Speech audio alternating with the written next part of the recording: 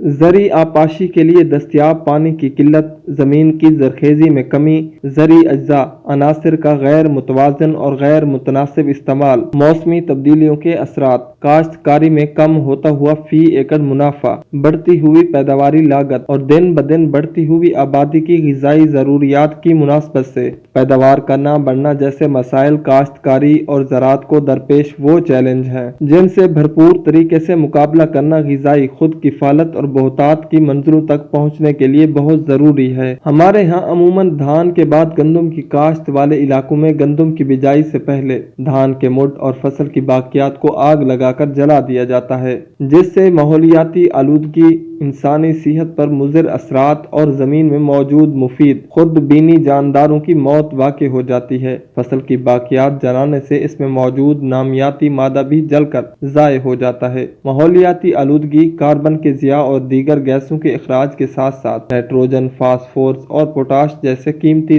زرعی عناصر کا بھی ضیاع ہوتا ہے۔ ماحول دوست محفوظ زراعت کے فلسفے کے تحت فصلوں کی کاشت ایک بہتر طریقہ ہے جس سے کم خرچ سے زیادہ پیداوار لی جا سکتی ہے۔ ماحولیاتی آلودگی کو کم کیا جا سکتا ہے، فصلوں کی باقیات کو زمینوں اور فصلوں کی بہتری کے لیے زمینوں کا حصہ بنایا جا سکتا ہے، زمینوں کی صحت اور زرخیزی میں سدھار لایا جا سکتا ہے اور فصلوں کی بروقت کاشت ممکن ہو سکتی ہے۔ کمبائن ہارویسٹر سے کاٹی ہوئی دھان کی فصل کی باقیات کو بہتر طریقے سے زمین کا حصہ بنانے کے لیے اور گندم کی فصل کو مونجی کے مڈوں اور باقیات والے کھیت میں بغیر زمین کی تیاری کے کاشت کے لیے زیرو ٹیلج ہیپی سیڈر ایک نہایت کارآمد ڈرل ہے۔ زیرو ٹیلج ہیپی سیڈر ایک جدید زیرو ٹیلج ڈرل ہے جو کہ دھان کی کمبائن ہارویسٹر سے کٹائی کے بعد کھیت میں موجود مڈوں، فصل کی باقیات اور نمی میں زمین کی تیاری کے بغیر گندم کی کامیاب کاشت کرتی ہے اور فصل کی باقیات کو بھی زمین کے اوپر پھیلا دیتی ہے۔ اس مشین سے 80 سے 90 منٹ میں